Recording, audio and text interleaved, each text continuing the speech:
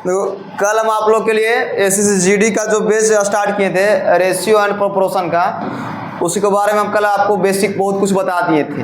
तो आज हम कुछ क्वेश्चन लेकर आए हैं उसी के एसएसजीडी के बेस के आधार पर, और वही क्वेश्चन आप लोग को हम करवाएंगे। और आपका क्वेश्चन नीचे दिखाई देगा, हम क्वेश्चन अभी पढ़ते हैं फिलहाल। देखो क्वेश्चन कुछ ये है कि रिया और प्रिया की आयु का अनुपात 5:6 है। रिया और प्रिया के आयु का अनुपात 5:6 है। यदि प्रिया की आयु 30 वर्ष है तो रिया की आयु ज्ञात कीजिए। देखो पहले क्वेश्चन में कुछ बोला है कि रिया और किसका है, प्रिया।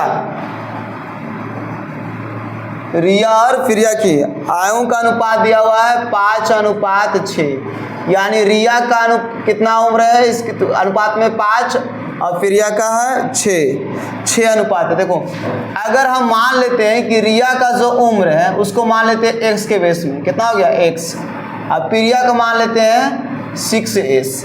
अब कुछ ही बोला है कि जो प्रिया की आयु है 30 वर्ष है। यहाँ पर देखो, यहाँ पर प्रिया की आयु कितना दिया हुआ है, 6s दिया हुआ है रेशियो में। इधर कितना दे दिया है, 30 है, यानी कि 6x बराबर कितना करना पड़ेगा, 30। तो जब x का मान यहाँ पर हम निकालेंगे तो 30 बाई कितना लिखा जाएगा, 6, और 6 से इसमें भागा 2 तो 6 बचे 30।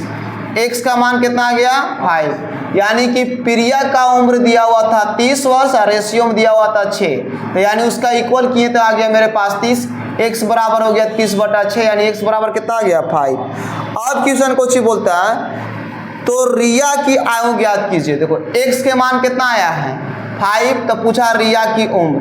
तो रिया की जो आपका उम्र है वो कितना है, 5x है, और x का मान कितना आया है, 5 आया है।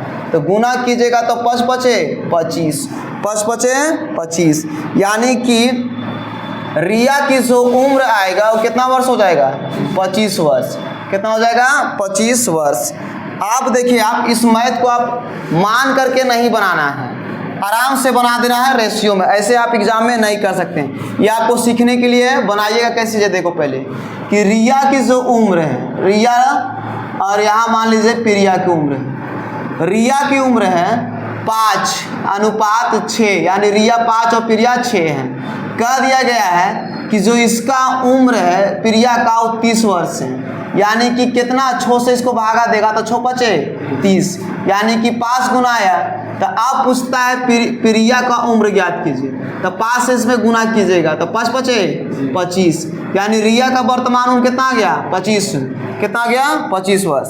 इसको नोट कीजिए, उसके बाद आगे बताते हैं हमें।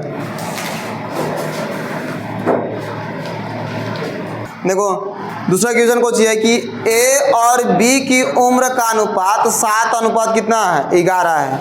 यानी कि देखो a और b का उम्र का अनुपात, जैसे आपका क्वेश्चन बोल रहा है वैसे ही पहले कर दीजिए। तो a और b की उम्र का अनुपात कितना दिया हुआ, 7:11, यानी कि a की उम्र 7 और b का कितना हो गया, 11। अब कुछ ही बोला है कि a की उम्र 21 वर्ष है। a की उम्र कितना है, 21 वर्ष है। तो पूछता है b का उम्र ज्ञात कीजिए। देखो अभी हम बताए हैं a की उम्र कितना दिया हुआ है, 21 वर्ष, यानी कि 7 = कितना दे दिया है, 21। तो यानी कि 1 रेशियो यानी 1 यूनिट बराबर मान निकालेंगे तो 21 बटा कितना लिखा जाएगा, 7। अरे जब यहाँ पर आप x मानते हैं तो x लिखते हैं, ऐसे यहाँ x होता है तो यहाँ x निकालते हैं। आप x नहीं मान सकते, अब x मान का जमाना है। अब देखो तो 7 x निकालेंगे तो 7 या 21, कितना आ गया मान, 3, यानी 1 यूनिट बराबर कितना मान आ गया, 3। कितना आ गया, 3। तो पूछता है b की उम्र ज्ञात कीजिए। 1 यूनिट बराबर कितना आ गया, 3। तो पूछता है b का अनुपात ज्ञात कीजिए। तो b में कितना दिया हुआ है, 11, और 1 यूनिट बराबर कितना आया, 3। तो गुना कीजिए, 11 तिया 33, यानी b का उम्र कितना आ गया, 33 वर्ष। b का उम्र कितना आ गया, 33 वर्ष आ गया। यही हमको निकालना था इसमें। देखिए अगला क्वेश्चन है, दीपक और हर्षित की चाल का अनुपात 19:12 है। दीपक यानी कि दीपक और किसका दिया हुआ है, दीपक और हर्षित की चाल का अनुपात दिया हुआ है 19:12 दिया हुआ, 19:12 है। यदि हर्षित की चाल 84 किलोमीटर प्रति घंटा है, यानी देखो हर्षित का इक्वल टू कितना मान दे दिया है 84, कितना दिया हुआ है 84, यानी कि 12 यूनिट बराबर कितना हो जाएगा 84। तो 1 यूनिट निकालेंगे मान, तो 84 बटा कितना हो जाएगा 12, कितना हो गया 12 किलोमीटर प्रति घंटा, लिख दो किलोमीटर प्रति घंटा। तो बरसते 84 यानी कितना आ गया 7 किलोमीटर प्रति घंटा चल से। तो अब पूछ रहा है तो दीपक की चाल ज्ञात कीजिए। तो दीपक का चाल ज्ञात करना, दीपक कितना दिया हुआ है 19, एक का अनुपात कितना दिया हुआ है 7, यानी कि आप दीपक निकालिएगा तो दीपक कितना हो जाएगा 19 गुने 7, और 19 गुने 7 कीजिएगा कितना आ जाएगा 133, यानी 133 किलोमीटर प्रति घंटा चलेगा कौन दीपक।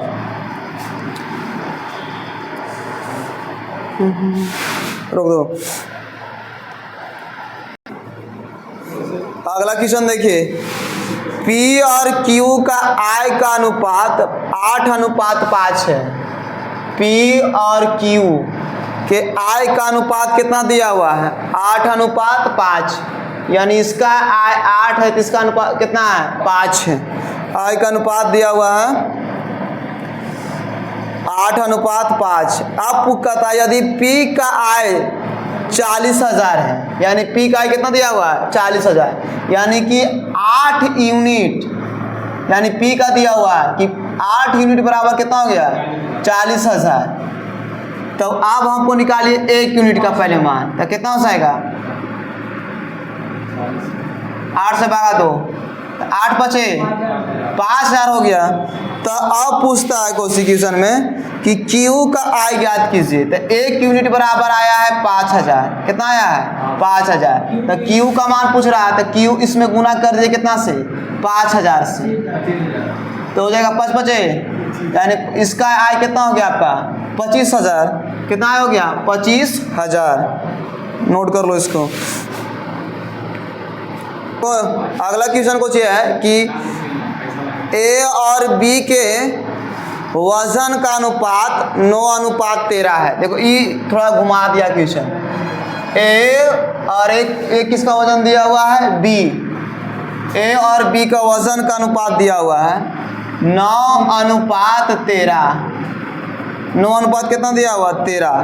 यदि A का वजन B से 16 kg कम हो, आप देखो कुछ पूछ रहा है कि A से B का वजन कितना 16 kg कम हो। देखो A का वजन यहाँ 9 है और B का वजन कितना है 13 है, कहता इन दोनों का वजन कम हो कितना कम हो 16 kg। अब यहाँ पर देखो तो इन दोनों के बीच कम कितना होगा, तो 13 में से 9 गया कितना बचेगा 4, यानी कि 4 यूनिट कमी होगा। कितना यूनिट 4 यूनिट, 4 यूनिट की कमी होगी इसमें, 4 यूनिट की कमी, 4 यूनिट की कमी। और यहाँ पर कितना कमी दे दिया है 16, कहता है A और B की तुलना में कितना केजी कम है 16, और यहाँ A B की तुलना में कितना कम है 4 है, 13 घटाएं तो अब यहाँ पर हम 1 यूनिट निकालेंगे, 1 यूनिट बराबर, तो कितना हो जाएगा 16/4, 4 चके 16, यानी 1 यूनिट बराबर कितना माना गया 4। अब क्वेश्चन में इसी में बोलता है तो B का वजन ज्ञात कीजिए। किसका वजन पूछ रहा है B का। तो 1 यूनिट बराबर 4, तो 13 यूनिट बराबर कितना हो जाएगा 13 गुने 4, तो 13 6 13 4 52, यानी कितना केजी हो जाएगा इसका वजन B का 52 केजी। B का वजन हो गया आपका 52 केजी। रोक लो रे बाबू। देखो अगला क्वेश्चन सेम उसी पर बना हुआ है। देखिए जूते और कपड़े का मूल्य का अनुपात 11:18 है। यदि जूते और कपड़े का मूल्य 29,000 है तो जूते का मूल्य ज्ञात कीजिए। देखो बाबू ध्यान से नहीं, जूते जो क्वेश्चन बोल रहा है, देखो जूते और किसका कपड़े, जूते और कपड़े का मूल्य कितना है 11:18 दिया हुआ है। अब कहता है कोशी कि यदि जूते और कपड़े यानी दोनों का मूल्य जोड़ करके आता है कितना 29,000, यानी कि जूते का मूल्य और किसका मूल्य, कपड़े का मूल्य, दोनों को ऐड कीजिएगा तो कितना आ जाएगा, ये दोनों को ऐड करो तो हो जाएगा 29 यूनिट। आपको कुछ बोला है कि दोनों का मूल्य कितना दिया हुआ है, दोनों का मूल्य यानी यहाँ दोनों का मूल्य यूनिट में कितना आ गया 29 यूनिट। अब इन्हें कितना दे दिया 29,000, यानी देखो जूते का मूल्य था 11 रुपये और कपड़े का मूल्य था कितना 18 रुपये। दोनों को जब ऐड करेंगे तो कितना आया 29। अब देले था दोनों का मूल्य यानी जूता और कपड़ा दोनों किने हैं तो 29,000 में किने हैं। अब इन्हें जब दोनों का ऐड करेंगे कितना आ रहा 29, तो 1 यूनिट बराबर कितना आ जाएगा, तो हो जाएगा 29,000 अब बटा में 29 कितना आ जाएगा 1,000। आपको जी पूछता है कहता है इतना है तो कहता है जूते का मूल्य ज्ञात कीजिए। तो जूते कितना दिया हुआ इसमें 11 यूनिट है कि नहीं, जूते का मूल्य। देखो अभी आपको ये जो क्लास है आपका सिखाया जा रहा है, जिसमें हम ट्यूशन कराएंगे प्रीवियस ईयर, उस समय से ट्यूशन को सेकेंड में उड़ाना रहेगा। पहले अभी आप सीख लीजिए। तो कितना हो जाएगा 11 गुने 1,000 तो हो जाएगा कितना इसका मूल्य 11,000 रुपया। तो जब तक लिए जय हिंद, और इसके बाद फिर हम अगला वीडियो लेकर आएंगे। जब तक आप मैथ रीजनिंग या जीके पढ़िए।